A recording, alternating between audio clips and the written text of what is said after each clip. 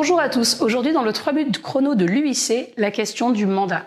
Le mandat est la question centrale depuis 4 ans qui anime les courtiers. La reconnaissance du mandat est la plus belle victoire de l'UIC, mais je crois que vous êtes encore trop nombreux à ne pas vraiment faire la différence entre mandat, convention et le cadre légal de l'exercice de notre travail. On reprend un petit peu. Le courtier est au croisement de 3 droits. Le droit civil, c'est quand on passe un contrat avec notre client. Le droit commercial, c'est quand on passe une convention avec une banque.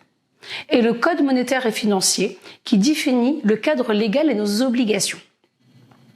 On a trop souvent tendance, notamment les établissements bancaires et à l'époque les pouvoirs publics, à confondre les trois. Alors on va tout remettre en place. Tout d'abord, la convention. Durant des années, les courtiers ont travaillé conventionnés avec les établissements bancaires. Les conventions sont quoi? C'est des contrats commerciaux qui permettent une rémunération du courtier en échange de l'apport d'un client. Ces conventions ne sont pas exigibles, ni de la banque qui peut l'exiger du courtier pour travailler, ni du courtier qui doit exiger ou qui peut exiger que la banque lui conserve la convention. La convention est un contrat commercial de gré à gré qui peut être rompu à tout moment après un préavis suffisant. Le code monétaire et financier, lui, va donner le cadre d'exercice général du métier. Notre devoir de conseil, notre devoir d'obligation, à quel moment on va encaisser les fonds, notre devoir d'accompagnement du client. Tous ces éléments-là dépendent bien du code monétaire et financier, mais ils ne rentrent pas plus loin dans la relation financière avec le client, ni dans la relation contractuelle avec les banques. La seule chose que dit le code monétaire et financier, c'est que le mandat est le seul document exigible pour qu'un courtier puisse déposer un dossier auprès d'un établissement bancaire. Et puis on arrive au code civil. Le code civil, c'est ce qui va régir le contrat qu'on passe avec le client. Et le contrat qu'on passe avec le client, ça s'appelle un mandat. Ce mandat est le seul document exigible pour qu'on puisse travailler. Pour faire simple, on ne peut exiger que le courtier soit conventionné avec un établissement bancaire pour avoir le droit de déposer un dossier. Nous sommes une profession réglementée, nous sommes inscrits à l'ORIAS, nous sommes adhérents d'une association, nous sommes contrôlés et nous cotisons auprès de l'ACPR, nous faisons nos heures de formation, nous sommes une profession strictement encadrée. Et quand le client nous mandate, c'est comme une procuration, la banque n'a pas le droit de s'y opposer. Cet état de fait a très peu été défendu pendant des années, sûrement parce que le système des conventions fonctionnait bien et que les courtiers n'avaient pas besoin de défendre leurs droits d'exercer. À partir de 2019 et des déconventionnements massifs, il a fallu un petit peu reprendre le cadre juridique du métier et s'interroger sur qui était notre vrai client. Et notre client, c'est notre client qui nous mandate. Nous travaillons pour le client, nous ne travaillons pas pour la banque. Travailler pour le client, ça veut dire solliciter tous les établissements bancaires que l'on juge adaptés.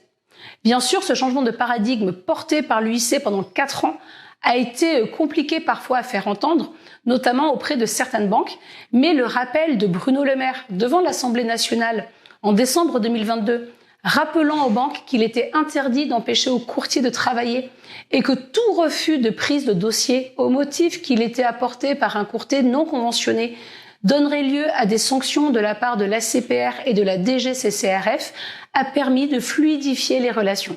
Aujourd'hui, la quasi-totalité des établissements bancaires traitent les dossiers des courtiers avec ou sans convention car ils ont souhaité se mettre tout simplement en conformité avec la loi. Vous, aujourd'hui, vous devez également changer ce regard-là. Vous travaillez pour votre client. C'est votre client qui va vous payer, c'est votre client qui va vous rémunérer. Et on ne doit plus s'interroger sur le fait ou pas que la banque nous autorise à déposer un dossier. C'est le courtier qui décide quel est l'établissement le plus adapté. Et c'est la banque qui devra traiter le dossier sans qu'il y ait lieu à des discriminations parce que le client est accompagné. L'ACPR d'ailleurs, qui protège le client, est actuellement en train de s'interroger sur son intervention vis-à-vis des banques qui pénaliserait le client accompagné par un courtier puisque finalement c'est lui refuser un double conseil, un conseil indépendant et c'est faire obstruction à la libre information du client.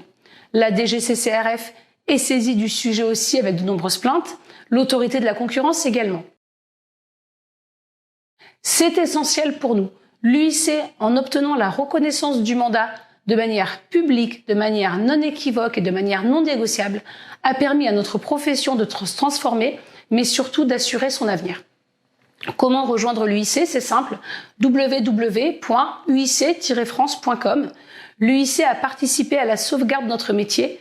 Rejoignez-nous pour qu'ensemble nous définissions l'avenir.